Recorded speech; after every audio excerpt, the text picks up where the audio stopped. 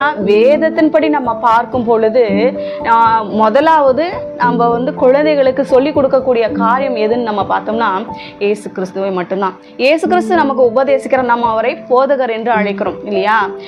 இயேசு கிறிஸ்து இந்த உலகத்தார போல எப்படி போதிப்பாங்க? இப்ப தாய் எடுத்துக்கோங்களேன், தாயும் தகப்பனும் பிள்ளைகளுக்கு ஒழுக்கத்தை குறித்து சொல்லி கொடுப்பாங்க, போதிப்பாங்க.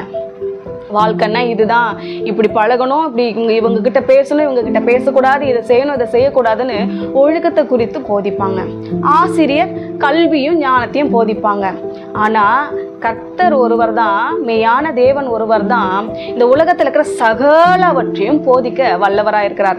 அவர் மட்டும்தான் நித்திய ஜீவனை போவதற்கு என்ன வழி என்பதையும் காட்டி கொடுக்கிறவர். நான் தான் உன்னுடைய தேவன், மெய்யான தேவன் என்பதையும் நமக்கு போதிக்கிறார். இந்த உலகத்துல எல்லா சகலவற்றையும் போதிக்கிற ஒரே ஒரு தேவன் நம்ம இயேசு கிறிஸ்து மட்டும்தான். நான் உங்களுக்காக ஒரு வசனத்தை வாசித்து காட்ட விரும்புகிறேன்.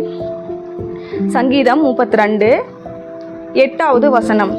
நான் உனக்கு போதித்து நீ நடக்க வேண்டிய வழியை உனக்கு காட்டுவேன், உன்மேல் என் கண்ணை வைத்து உனக்கு ஆலோசனை சொல்லுவேன்.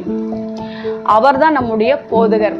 நமக்கு என்னென்னலாம் போதிக்க வேண்டுமோ, சீஷர்களுக்கு 12 சீஷர்களை தெரிந்தெடுத்து நிறைய காரியங்களை அவர்களுக்கு போதித்தார்.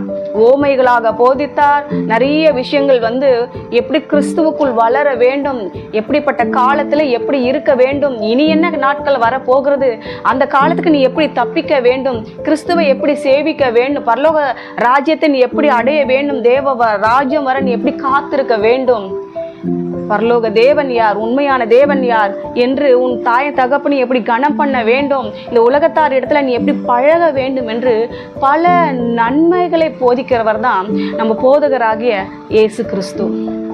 அவர்தான் சகலவற்றையும் நம்மை போதிக்கிறார்.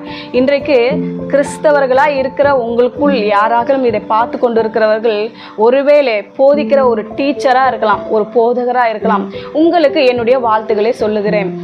எல்லாவற்றுக்கும் மேலாக முக்கியமாக இயேசு கிறிஸ்து ஒருவரே மெய்யான போதகர் என்று நம்ம வேதத்தின் படி நம்ம பார்க்கிறோம். தேவ பிள்ளைகளே, இந்த உலகம் 1000 போதிக்கலாம். தாய் தகப்பன் போதிப்பது வேறு, ஸ்கூல்ல படிக்கிற டீச்சர்ஸ் போதிக்கிறது வேறு, ஆனா இயேசு கிறிஸ்து போதிக்கிறது வேறு. எல்லார் இடத்திலும் அன்பா இருக்க வேண்டும், நித்திய ஜீவனை சுதந்திரித்து கொள்ள வேண்டும் என்று அநேக அன்புள்ள வார்த்தைகளை நமக்கு போதிக்கிறார். ஒரு மனிதன் மிருகமாய் இருக்கிற மனிதனை கூட மென்மையாக அன்புள்ளவனாய் மாற்றுகிற ஒரு இருதயத்தை கொண்டவர் தான் இயேசு கிறிஸ்து.